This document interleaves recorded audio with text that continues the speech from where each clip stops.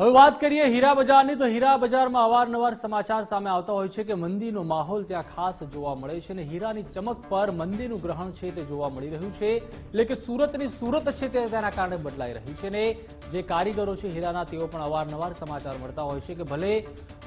અત્યારે તેઓના દ્વારા જે આત્મહત્યાના કિસ્સાઓ છે તે પણ સતત વધી રહ્યા છે 50 વર્ષમાં પ્રથમ વખત હીરા બજારમાં મંદી છે તે જોવા મળી રહી છે અને તેના કારણે જ અનેક ફેક્ટરીઓ મંદીના કારણે બંધ પણ થઈ છે એટલે કે રોજગારી છે તે સતત છીનવાઈ રહી છે જે ડાયમંડ બુર્જ બનાવવામાં આવ્યું છે પરંતુ બીજી તરફ જોવા જઈએ તો ક્યાંક રિયાલિટી જે હકીકત છે તે આ પણ છે અનેક ફેક્ટરીઓએ પગારમાં 50% સુધીનો કાપ પણ મૂકી દીધો છે એટલે કે એક તરફ મોંઘવારી છે તે કૂદકે ને ભૂસકે વધી રહી છે બીજા તરફ જે હીરાના કારીગરો છે તે અત્યારે ખૂબ જ કપરી પરિસ્થિતિમાં છે ગુજરાતમાં હીરાની નિકાસ 36.11% થઈ છે એટલે કે જે હબ કહેવામાં આવતું હતું સુરત આખા ગુજરાતમાં નહીં પરંતુ ભારતભરમાં પરંતુ તે અત્યારે ક્યાંક હવે તેની હીરાની ચમક ઓછી થઈ રહી છે હીરાની આયાત 20.11% છે તે પણ ઘટી છે એટલે કે કોરોના કાળમાં તો ચોક્કસથી ફટકો પડ્યો છે પરંતુ તેની ક્યાંક અસર છે તે હજુ સુધી જોવા મળી રહી છે 17 લાખ રત્ન કલાકાર સંકટમાં છે નહીં માત્ર 17 લાખ રત્ન કલાકાર પરંતુ તેઓનો જે પરિવાર છે એટલે કે 17 લાખ રત્ન કલાકારોનો પરિવાર પણ ખૂબ જ મુશ્કેલ પરિસ્થિતિમાં છે 2 લાખ જેટલા રત્ન કલાકારોએ પોતાની નોકરી ગુમાવી છે એટલે વિચારી શકાય છે કે કેટલી સમસ્યાનો સામનો અત્યારે સુરતમાં ખાસ કરીને આ હીરાના કલાકાર કરી રહ્યા છે 18 મહિનામાં 45 રત્ન કલાકારોએ તો આપઘાત કરી લીધા છે જેવું મેં અગાઉ જણાવ્યું છેલ્લા 1.5 વર્ષમાં 18 મહિનામાં 45થી વધુ રત્ન કલાકારોએ આપઘાત કર્યા છે ડાયમંડ વર્કર યુનિયને 3000થી વધુ કર્મચારીઓને મદદ માટે કોલ કર્યા છે તેઓની શું મદદ કરી તે જોવાનું રહેશે 50 વર્ષમાં પ્રથમ વખત હીરા બજાર આ રીતે મંદીમાં સપડાયું છે એટલે કે રોજ જે હીરાના વેપારીઓ છે તે પોતાની નોકરી છે તે ગુમાવી રહ્યા છે અને તેના જ કારણે એક તરફ મોંઘવારી કૂદકે ને ભૂસકે વધી રહી છે બીજી તરફ કોઈ પણ આવકનો સ્ત્રોત ન હોવાને કારણે ઘણીવાર જે મન તેઓનું ખૂબ જ તૂટી જતું હોય છે તેના કારણે તેઓ આપઘાત સુધીના પગલાં હોય છે તે પણ ભરી લેતા હોય છે અને અવારનવાર જે રીતે સમાચાર સામે આવતા હોય છે જે હીરાના કારીગરો છે તેઓનું યુનિયન છે તે પણ આને લઈને આંદોલન કરતું હોય છે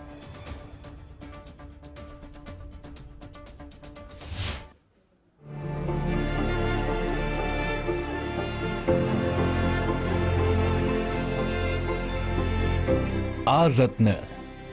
આ હીરો તો ચમકી રહ્યો છે પરંતુ આ હીરાને ચમકાવનાર રત્ન કલાકારોની ચમક ચોક્કસથી ફિક્કી પડી છે વાસ્તવમાં વાત એમ છે કે ડાયમંડ નગરી તરીકે ઓળખાતું સુરત સૌથી ખરાબ સમયનો સામનો કરી રહ્યું છે 50 વર્ષના ઇતિહાસમાં પ્રથમવાર હીરા બજાર ભારે મંદીમાં સપડાયું છે કેટલીક ફેક્ટરીઓ બંધ થઈ છે તો કેટલીક કંપનીઓએ પગારમાં 50%નો કાપ પણ મૂક્યો છે ગુજરાતમાં હીરાની નિકાસ 36.11% થઈ ગઈ છે જ્યારે સામે આયાત 20.11% ઘટી ગઈ છે જેના કારણે 17 લાખ રત્ન કલાકારો સંકટના દાયરામાં આવી ગયા છે 2 લાખ જેટલા રત્ન કલાકારોને નોકરી પણ ગુમાવવી પડી છે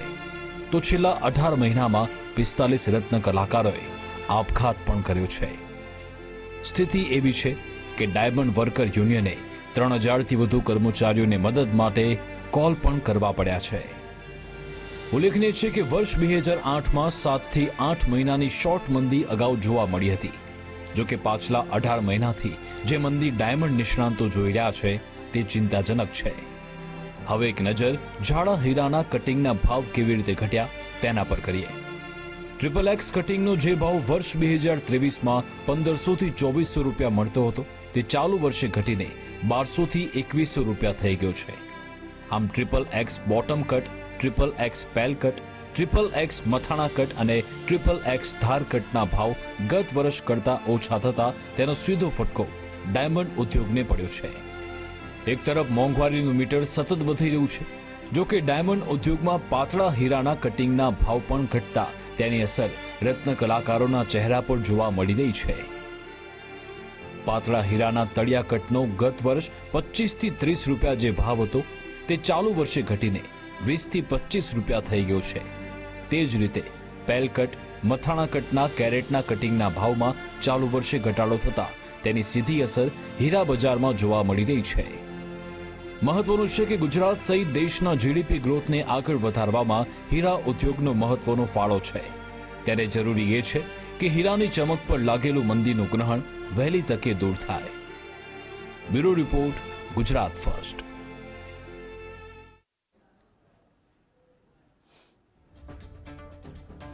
તો 17 લાખ રત્ન કલાકાર છે તે અત્યારે મંદીના માહોલમાં સપડાયા છે. 2 લાખ જેટલા રત્ન કલાકારોએ નોકરી પણ ગુમાવી છે.